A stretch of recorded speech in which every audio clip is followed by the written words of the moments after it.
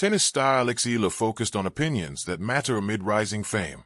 Eala is still getting used to rising fame after she was catapulted to tennis consciousness with a dream semifinal run at the Miami Open last year, where the Filipina introduced herself with big wins over players like Madison Keys and Iga Swiatek. Almost a year removed from that crucial crossroads in her career, the 20-year-old's influence has only continued to grow, as evidenced by her gravitational pull for crowds not just in Manila during the Philippine Women's Open, but also in Melbourne during her short but sweet stint in the main draw of the Australian Open. But with the love comes also some criticisms, allegations of overhype or downright hate of what the Filipina neta stands for. For some, it may be a little overwhelming. That's why Eala, who has been used to the public spotlight since first making headlines as a Rafa Nadal Academy scholar some 8 years ago, chooses to focus on what really matters to her. Rather than listening to all the voices on social media, the 20-year-old is listening to those who are out for her best interest. But she also acknowledged that she may not be everybody's cup of tea, especially when she has mixed results. I think everyone is entitled to their own opinion, definitely. And being a public figure, my results are out there, my games are out there. It's inevitable that people will have comments, whether it's positive or negative, Eala said during her post-match press conference after a win over Himeno Sakitsum on Wednesday. And I really appreciate the support, the positivity, and you're entitled to your own opinion, even if it's negative about me, she added. People in her corner. At the end of the day, Eala knows that people can have varying opinions of her and her game, whether it be her own fans in the Philippines or some other part of the world. As she aims to keep improving in her budding tennis career, Eala is determined to keep herself zeroed in on the important parts, on the people that matter most to her, whether it be on a personal or professional level in her life. That is, instead of listening to the public opinion, she will latch on to what those closest to her will say. On the tennis court, this will be her coaching staff, her team, which at the end of the day, advocate for her success at all levels. My approach to it is that I have my team, and they will definitely tell me if there's criticism, or they will definitely provide me with constructive criticism. They work in my best interest. They also give me positive feedback, she said. So that's the focus, of course, along with my own opinion, and the opinion of my team, is what I prioritize. And they definitely give me two sides, and I know that they have my best interest at heart. But don't get her wrong, Eala continues to appreciate all the support she's given.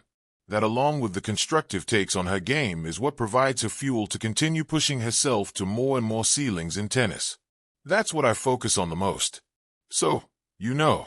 But the positivity from the public is an added plus, she said. Eala pushes herself back onto the spotlight on Thursday night, when she plays Camila Osorio in the quarterfinals of the Philippine Women's Open. Fame arrives quietly at first. It slips in through tournament draws, ranking updates, and whispered praise from commentators who sense something forming. For Eala, fame did not explode overnight.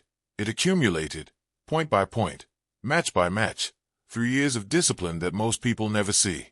Yet as her name travels farther than the tennis court she grew up on, the noise around her grows louder. In that noise, not every opinion deserves equal weight. Eala's rise represents more than athletic success. She carries expectation in a way few athletes do, especially coming from a country where tennis is not the default dream. With every milestone, junior Grand Slam titles, professional breakthroughs, international attention, opinions multiply. Some are supportive, some demanding, others intrusive. The challenge is not hearing them, but knowing which ones matter. The most important opinions are rarely the loudest. They come from people who understand the cost of excellence, coaches who measure progress not by headlines but by footwork, shot selection, and mental resilience. Teammates and training partners who know the difference between a bad day and a bad habit. These voices speak in specifics, not superlatives. They do not rush success, they protect it. Then there's family. In the middle of global attention, family opinions anchor an athlete to something human and steady.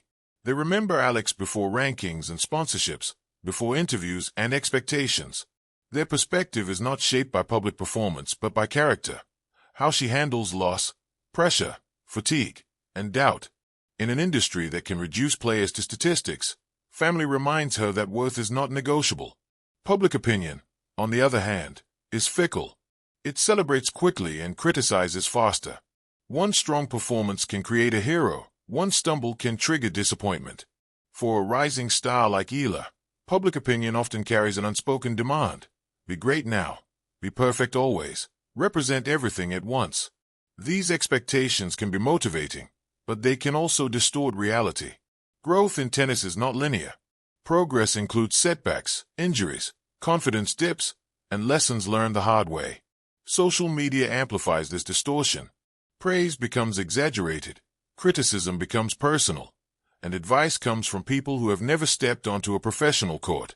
Everyone has a take on scheduling, coaching, mindset, even personality. But most of these opinions are based on fragments, a highlight clip, a post-match quote, a single scoreline. They are reactions, not understanding. What makes Alex Eala's journey compelling is not just her talent, but her apparent discipline in staying grounded. The opinions that matter to her future are those aligned with patience and process. Tennis careers are marathons disguised as sprints. Those who last are not the ones who chase approval, but the ones who chase improvement. There's also the quiet opinion that matters most, her own. Self-trust is an athlete's most fragile asset.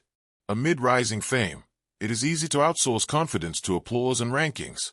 But when matches tighten and momentum shifts, external validation disappears. What remains is belief built in practice courts, early mornings, and lonely training blocks. If Alex can continue to listen to her internal voice, one shaped by preparation rather than pressure, she preserves her autonomy in a sport that constantly tests it. Representation adds another layer. As a Filipino athlete on a global stage, Eala carries symbolic weight whether she asks for it or not. Many look to her as proof that tennis excellence can come from unexpected places. This pride is powerful, but it must be handled carefully.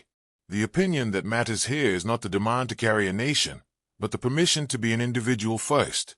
Great athletes inspire most when they are allowed to grow freely, not when they are burdened with being everything to everyone.